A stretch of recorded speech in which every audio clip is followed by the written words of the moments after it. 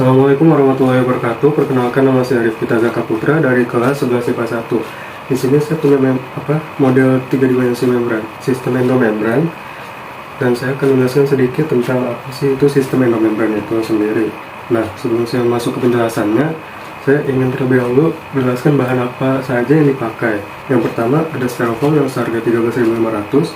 Yang kedua ada origami seharga 9.500. Yang ketiga ada cat akrilik yang seharga 20.000. Yang keempat ada lem UFO yang seharga 16.500.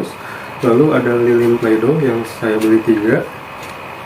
Yang satunya itu 12.000 jadi 36.000. Lalu yang terakhir ada lem Fox yang seharga 10.000. Nah, jadi total yang saya butuhkan untuk membuat model 3 dimensi ini itu sekitar 81.500. Dan untuk estimasi waktu pembuatannya itu saya butuh 1 hari. Nah, langsung saja masuk ke penjelasannya. Sistem endomembran itu apa sih? Nah, sistem endomembran ini adalah suatu sistem atau kesatuan yang meliputi berbagai jenis membran dari organel-organel yang dihubungkan melalui sambungan fisik secara langsung atau melalui vesikel. Nah, sistem endomembran ini meliputi selubung nukleus, lalu ada retikulum endoplasma, terus ada badan Golgi, dan ada lisosom dan juga vakuola. Sistem endomembran bekerja dengan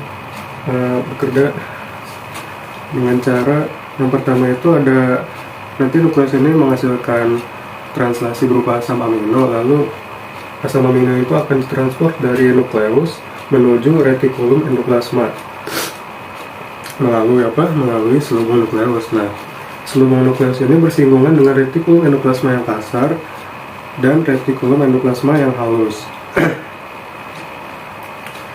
Sebagai suatu media untuk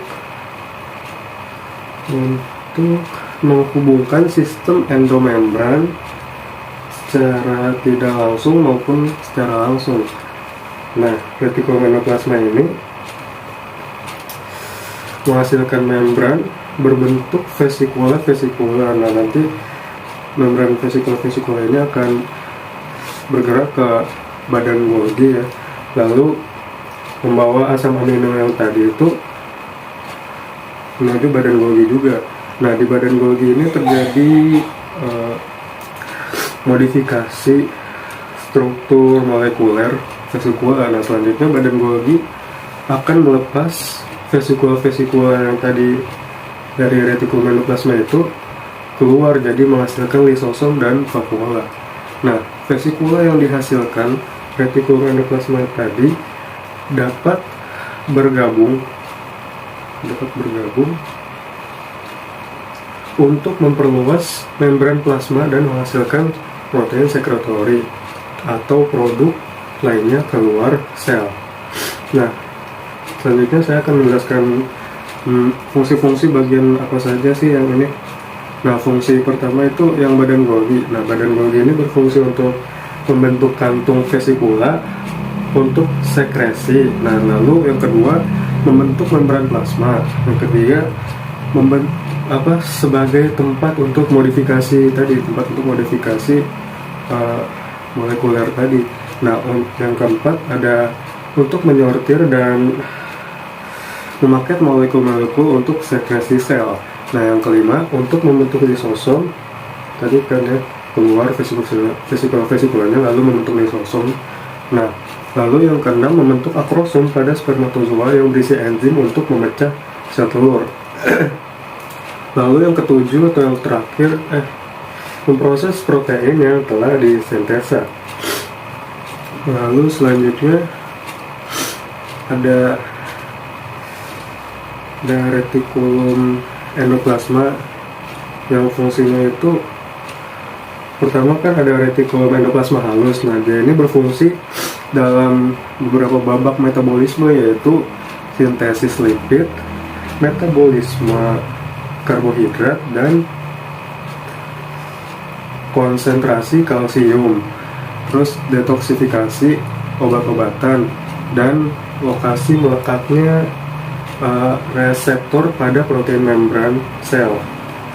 Nah, lalu yang kedua ada retikulum endoplasma kasar yang fungsi utamanya itu sebagai tempat sintesis protein.